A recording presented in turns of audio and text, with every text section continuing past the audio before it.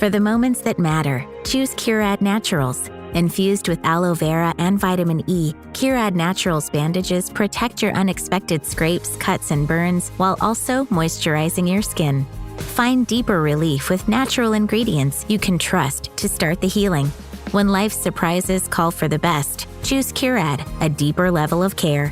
Shop the full collection on Amazon or visit Curad.com to learn more.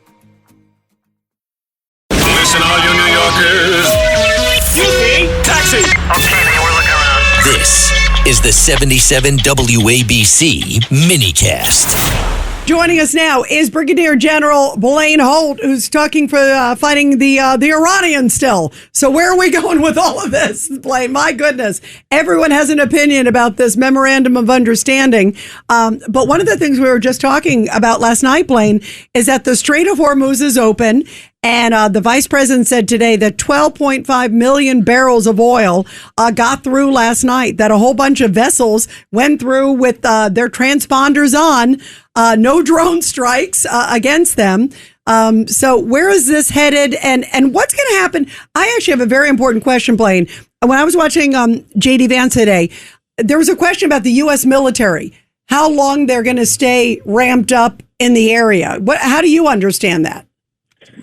Well, I think we're on a good vector overall. And yes, I'm watching ships right now as we're speaking, moving through the lanes, and that is wonderful news for everybody.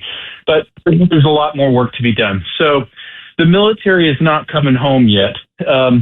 But we would probably never draw down the military, at least not in the next year or so, below the force levels that we had before we started this thing. So we really ramped up. We've got that's my question. Hang on one second. You just hit the question. At least one aircraft carrier and destroyers there. Yeah, my understanding is they're going to go back to pre-war levels, right? So so but they're not doing the beefed up assets. Let's be honest there.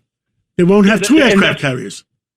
That's fine, but what we normally have had there was enough to get done whatever we need to get done in Iran. So we're not going to be in a vulnerable situation. We're no going question. to have we will be more than ready for anything that would come up. I estimate through the process of the next 60 to 70 days, we're probably going to see some military action that involves the last of what IRGC is. I think that the emerging government in Iran, the IRGC, will be hostile to them as well.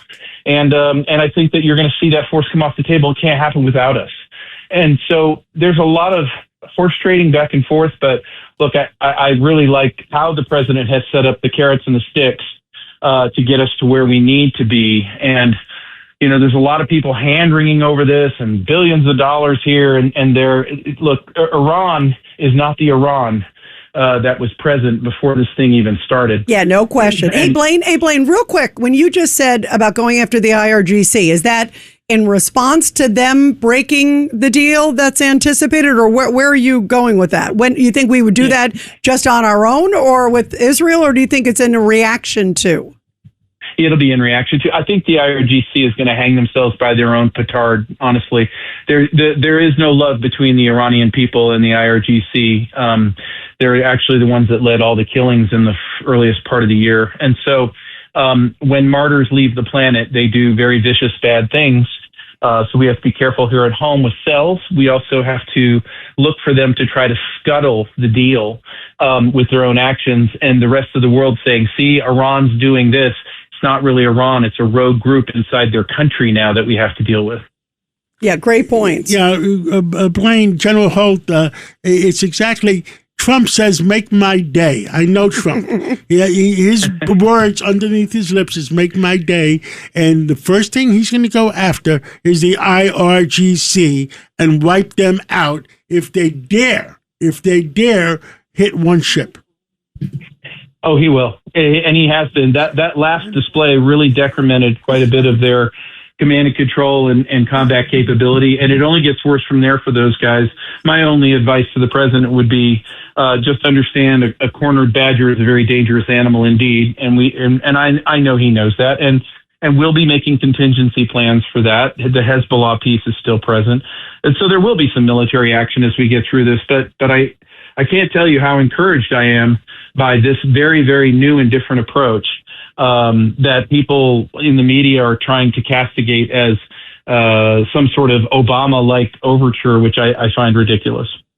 Well, that's why I agree. It's night and day in that regard. And I don't have any doubt. I agree with John that, and you, obviously, Blaine, that being now that you're a year older as of yesterday, that clearly. Nowhere near me. Nowhere. Right. Just a few months difference. I'm not competing. Exactly. But clearly Trump is going to level them. I mean, there's no question as they violate it, and I expect they will. So we'll have to see where it goes. If the IRGC, a lot of intelligence agencies listen to this show, General, and if they're listening, let them know that, Trump is saying, make my day. Yeah.